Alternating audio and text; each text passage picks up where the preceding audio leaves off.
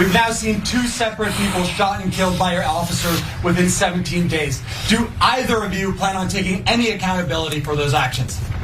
2 suspects, or you're correct, 2 suspects have been shot, and suspects that assault, delay, obstruct, or threaten a law enforcement officer's life. It goes back to the choices. So that sick bastard, that fascist weenie, that little guy who so desperately wishes he'd been around in the 30s in Germany. Oh, he could have lived his best life, and now he just has to do a cosplay version of it. So he's being pressed, understandably so, after Trump's secret police, his goons, his Gestapo, his brown shirts, whatever, publicly executed another person on the streets of America, specifically Minneapolis, a mile away from where just a couple of weeks ago they killed Renee Nicole Good.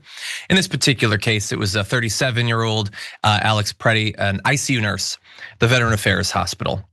Yet another American citizen, yet another white person. Hey, conservatives, you've been talking about white genocide. Maybe protect your own. They're getting gunned down on the streets of America.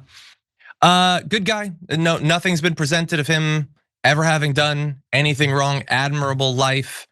Died protecting a woman from these pathetic, broken half men with vests and guns.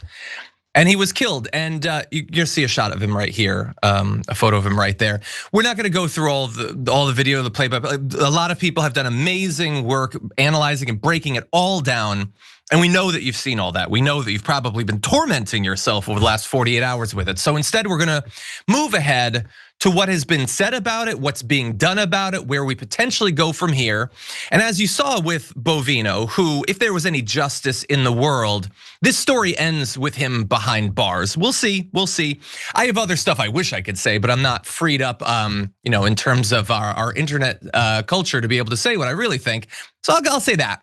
And so we know that the last time around with Renee Nicole Good, Kristi Noem and him and Trump and all of them just came out and wildly lied. And in this particular case, he did too, saying that the guy wanted to massacre law enforcement. Vicious lies that it shouldn't be legal for a government employee to say the sorts of things that he did and maintain their freedom, let alone their employment. So anyway, he goes on to CNN.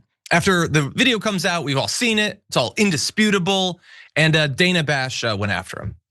Where do you have the evidence to show that he was trying to impede that law enforcement operation?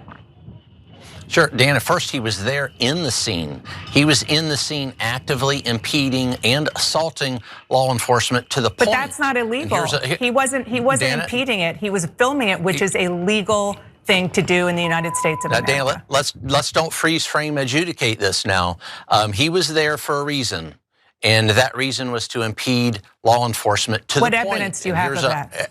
And here's a good point, Dana, is the fact that de-escalation techniques were utilized: assault on a federal officer or where did he assault a federal officer in any of the video that you have seen? Because it looked to us from every angle, sir, that he was approached by them when he was helping another individual who was pushed down. What evidence do you have that he was assaulting any law enforcement? Dana, we don't need a suspect's help in an active law enforcement scene. No, you may not need whatever. I don't care what you need. We need people like Alex. We need people like Renee Nicole Good. We need the tens of thousands flooding the streets. We desperately need these people's help right now. Everything that he said is a lie. Everything's a vicious lie. By the way, like everybody's focusing on, and I understand why, the needless murder that they committed. But don't forget, everything up until that point also utterly needless. Why did they disarm him? What right did they have to take his gun, let alone to shoot him? Why were they striking him in the head? He hadn't done anything. Why did they force him to the ground? Why did they pepper spray him? Why did they push him? Why did they push the woman before him? As you go back to the beginning of this, every single action was an intensification, an escalation by ICE. Neither he nor the woman that he was defending, that was initially assaulted by ICE, did anything wrong, or at the very least that there is any evidence of. Every single choice that was made by ICE, and once again they came up batting 100% wrong choices by ICE. The first person that did the pushing, the people who are beating him in the head with a canister, his experience of the last seconds of his life, every choice was wrong. And we don't even at this point get to know who it was that was making those bad choices. They should all be unmasked. They should all be identified. They should all be behind bars, not just the ones that fired the shots. Everyone who was involved with that, because every one of them participated in the escalation. Had they not thrown him to the ground, they wouldn't have created the chaos that allowed these incredibly easily triggered biggest cowards in the country to feel like, oh my God, my life is gonna be taken. I need to start pumping bullets into this person. Back off for a second. We got more to get to. Jayar, what do you think? Well, this is the thing.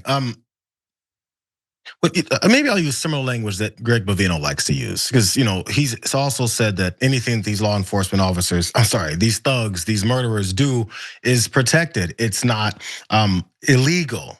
But we're seeing the illegality. We're seeing the violations of people's rights. We're seeing the breaking of the rules of law. We're seeing all of it. We're seeing murder in the streets. So once we're seeing that, similar to how he says they can do anything they want. When we see illegal armies being unleashed on American streets, there's nothing illegal that the American citizens would be doing in response. That's self-defense.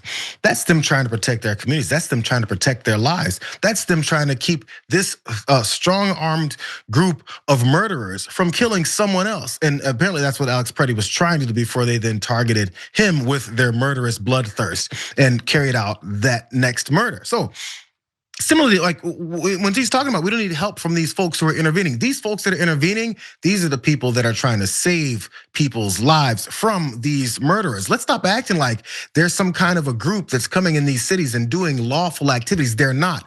Once they're in our cities doing unlawful activities, it should be wide open for you to respond any way you feel, because you're trying to protect your community from an invading, traitorous army. It's who they are. It's who I heard all the Second Amendment gun nuts have always talked about when they stack 25 guns in their shed, about how they're supposed to respond to an illegal army running into your city. It's not illegal to do anything that they're doing if he did even more than that, in my opinion. Exactly. And by the way, the police, the National Guard should be there to protect those protesters' constitutional rights. Dana Bash, this is a weird sentence to say, Dana Bash is 100% right.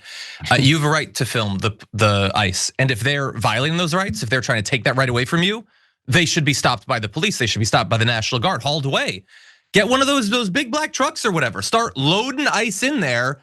Lock them up. If they are committing crimes, if they're violating these peaceful legal observers' rights, they should pay the price for that. You know what TYT has always been about? Taking on the corrupt, greedy establishment. For us, it's the corporate media. We've been fighting that fight for over 20 years.